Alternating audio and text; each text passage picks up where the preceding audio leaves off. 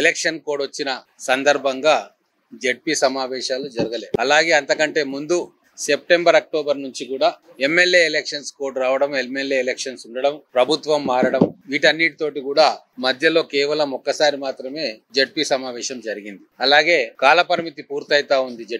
జెడ్పీటీసీల కాలపరిమితి పూర్తవుతా ఉంది. చైర్మన్ గారి కాలపరిమితి పూర్తవుతా ఉంది.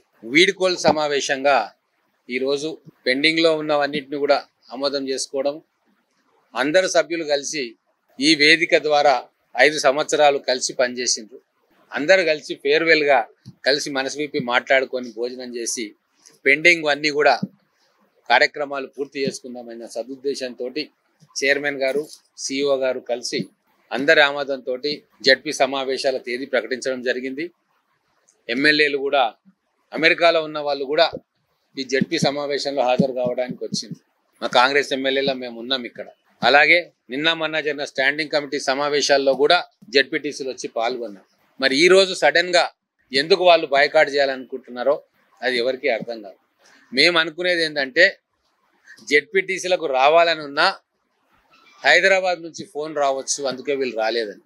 ఎందుకు ఈ మాట చెప్తా ఉన్నానంటే పార్లమెంటు బిల్లు పెడుతున్నప్పుడు కూడా కేసీఆర్ గారు పార్లమెంటుకు పోలే. అంటే ప్రజాస్వామ్య వ్యవస్థ మీద, లోక్సభ మీద ఆయనకంత గౌరవం. ప్రతిపక్ష నాయకుడిగా ఎన్నికైన తర్వాత కూడా రండి మీరు కూర్చోండి, సభలో చర్చ పెట్టండి అంటే కూడా ఆయన కనీసం శాసనసభ ఛాయలకు కూడా పోలేదు. ఆ ప్రతిపక్ష నాయకుడి స్థానాన్ని అక్కడ ఖాళీగా ఉంది. తెలంగాణ యావత్ ప్రజలు చూసిండ్రు, ముక్కున వేలేసుకున్నారు.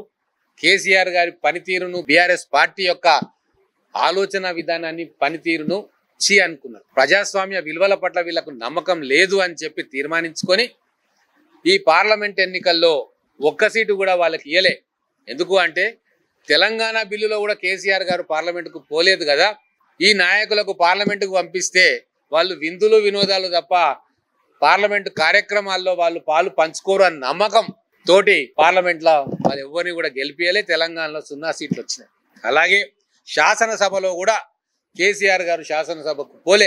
ఇంకా జనాలు తీర్మానించుకున్నారు శాసనసభకే పోని వీళ్లకు వచ్చే ఎలక్షన్ల శాసనసభ్యులను కూడా ఇవ్వద్దు ఈ పార్టీకి అని చెప్పి తీర్మానం చేసుకున్నారు. ఇక్కడ కూడా వస్తే మా మిత్రులు బీఆర్ఎస్ వాళ్ళు 3 వచ్చారు. వాళ్ళకు ధన్యవాదాలు తెలుపుతా ఉన్నా. ప్రజాస్వామ్య ప్రక్రియ పట్ల గౌరవంతో వాళ్ళు వచ్చింది. పైనుంచి ఆదేశాలు వచ్చినా కూడా ఇది ఆఖరి సమావేశం, వీడ్కోలు సమావేశం కాబట్టి వాళ్ళు పెద్ద మనసుతో వచ్చింది. కానీ ఈరోజు జెడ్పీ సమావేశాలకు హాజరు కాకుండా చిన్న చిన్న కారణాలతోటి బాయ్కాట్ చేసిర్రు వీళ్ళు. అందుకే ప్రజలకు నేను విజ్ఞప్తి చేస్తా ఉన్నా ఈ వేదిక ద్వారా, పార్లమెంటుకు పోని కేసీఆర్ కు బుద్ధి చెప్పనీకే పార్లమెంట్లో 1 సీటు ఇయ్యలే. శాసనసభలో శాసనసభాపక్ష నాయకుని స్థానంలో ఉండి ప్రజా సమస్యల ప్రస్తావనకు శాసనసభకు పోని కేసీఆర్ గారు రాబోయే రోజుల్లో ప్రజలు బుద్ధి చెప్తారు.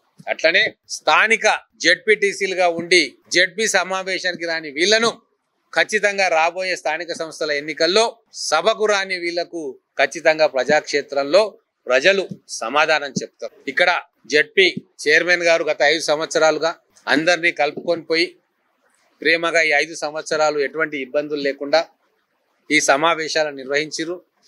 మహబూబ్ నగర్ జిల్లా ప్రజలందరి తరఫున కూడా వారికి ధన్యవాదాలు తెలుపుకుంటూ రాబోయే కొత్త జెడ్పీటీసీలు వస్తారు, కొత్త జెడ్పీ చైర్మన్ ఎన్నికైతుంది.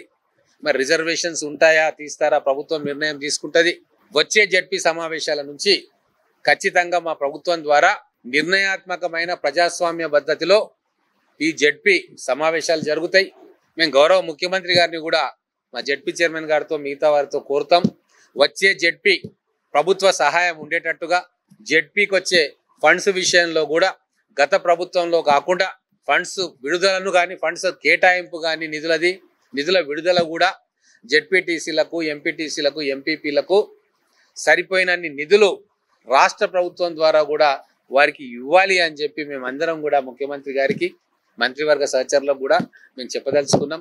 రాజీవ్ గాంధీ గారు పంచాయతీరాజ్ సిస్టమ్ తెచ్చిందే ప్రజలకు జవాబుదారీగా ఎంపీలు, ఎమ్మెల్యేలు, స్థానిక సంస్థల ప్రజాప్రతినిధులు, చివరికి సర్పంచ్, వార్డు మెంబర్ దాకా తెలంగాణ భారతదేశం మొత్తంలో కూడా గ్రామాల్లో ప్రజాస్వామ్య స్ఫూర్తి ఉండాలని చెప్పి ఈ పంచాయతీరాజ్ సిస్టమ్ను కాంగ్రెస్ పార్టీ తీసుకొచ్చింది.